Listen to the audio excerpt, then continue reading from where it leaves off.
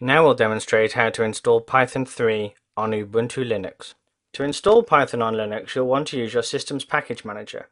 For this course, we'll show how to install Python on a recent version of Ubuntu, but the process is very similar on most other modern Linux distributions. On Ubuntu, first start the Ubuntu Software Center. This can usually be run by clicking its icon in the launcher. Alternatively, you can run it from the dashboard by searching on Ubuntu Software Center and clicking the selection. Once you're in the Software Center, enter the search term Python 3.3 in the search bar in the upper right hand corner and press return. One of the results you get will say Python v 3.3 with Python Interpreter 3.3 in smaller type beneath it. Select this entry and click the Install button that appears.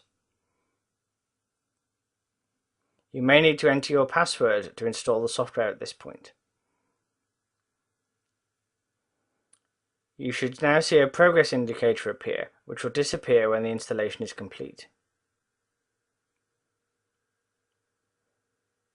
Open a terminal using Ctrl-Alt-T and verify that you can run Python 3.3 from the command line. Welcome to Python! The triple arrow prompt shows that Python is waiting for your input.